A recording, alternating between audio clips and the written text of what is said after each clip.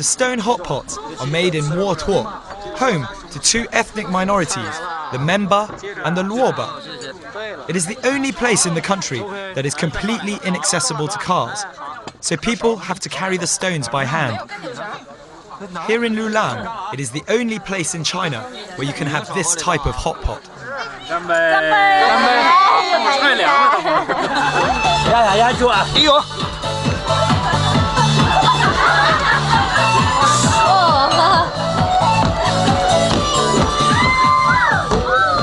Our drivers have hit the dance floor, and all I can say is that Tibetans really can dance. There are many styles of Tibetan dancing according to different regions, and none is ever easy to imitate. But that doesn't stop our group from giving it a go.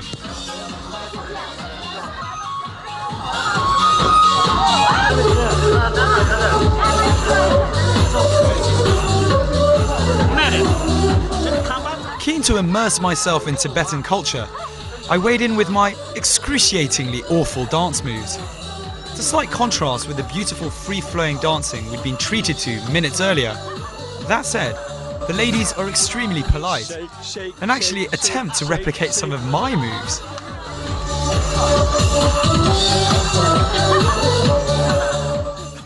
It's a rare sight, foreigners on the tea and horse trail. In fact, these are the only foreigners we come across on the whole trip, and they're from Holland. The scenery, the big mountains, that's really impressive, because we come from a country where the highest mountain is maybe 300 meters. We know. So here you got them like 7,000 plus, and that's magnificent. It's really amazing. Yeah. It's also the country life.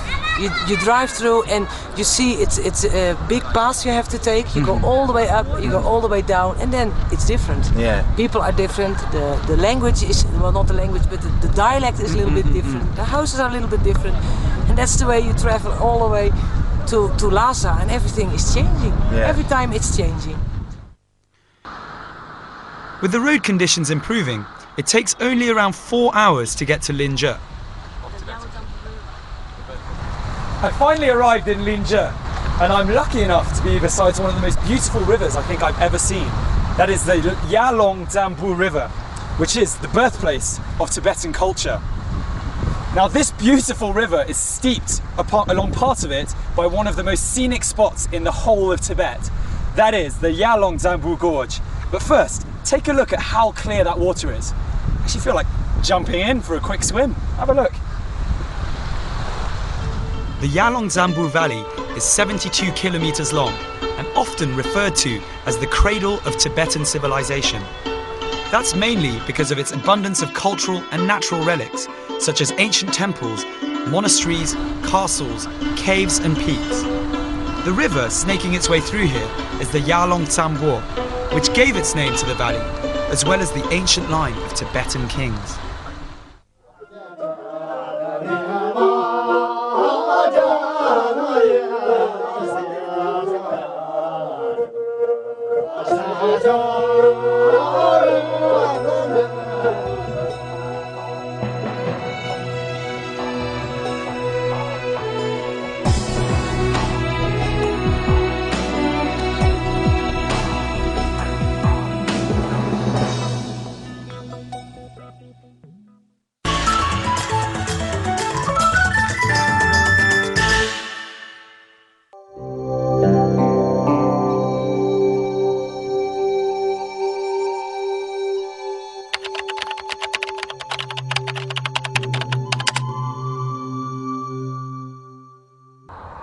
Our first stop today is Shuba Castle.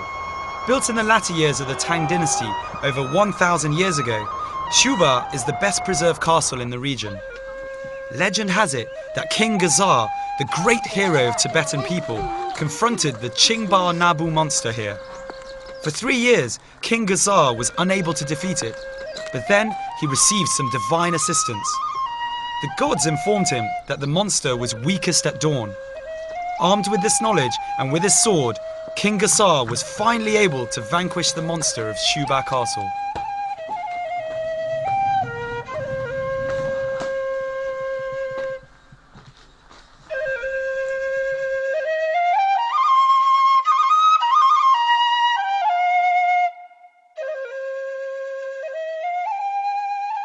So it may be a little bit cramped in here, but I'm still completely impressed by the actual structure. I mean, if you look over here, you can still see the remains of wood over 1,000 years old, keeping the structure together.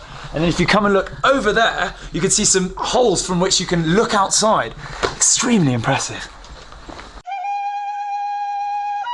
I'm intrigued to discover what the differences are between a Tibetan castle and the castles I've visited in Europe. In this part of Tibet, there used to be many castles scattered around, but only a few remain. It's a feature of Tibetan castles that in their design, they take into consideration the natural conditions locally. So they're all different, depending on where they are. There are three main types, built of either stone, mud, or wood. Shuba Castle is a stone and wood structure. Well, our luck was bound to run out sooner or later. We've taken a wrong turn from Shuba Castle and find ourselves 150 kilometers adrift of our next destination. In the end, our detour is 300 kilometers long, but at least we make it to a sacred Tibetan lake, a place you can't and won't want to miss.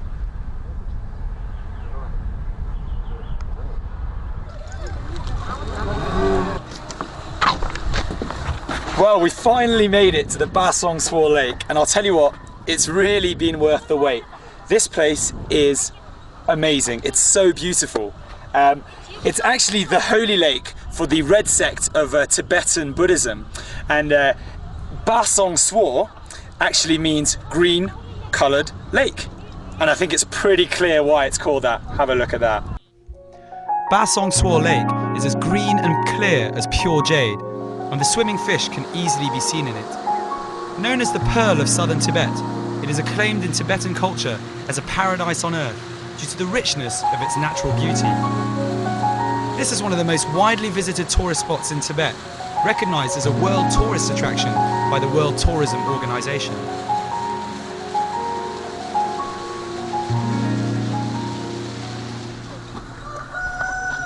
There's more to the lake's appeal, however, than just aesthetics. On the island, there is a small but exquisite temple. It was built over 1,000 years ago during the Tang dynasty by the red sect of Tibetan Buddhism. Monks of the Nyingma sect, because they wore red hats, were better known as the Red Sect. Founded in the 11th century, it is the oldest sect of Tibetan Buddhism. It observed practices of Buddhism that were deeply rooted in the Chubo kingdom of the 8th century.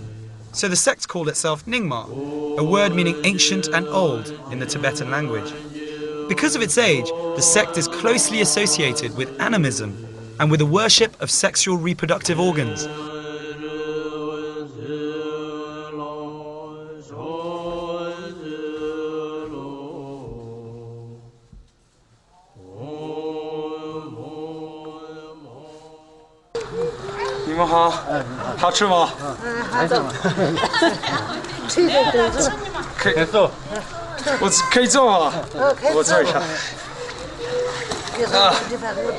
I haven't actually had any lunch yet, so it's very kind of them.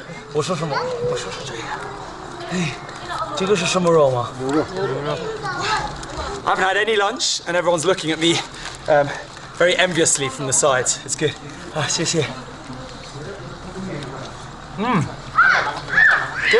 Good beef and bread, solid mountain food by the lake. So I've just had a little chat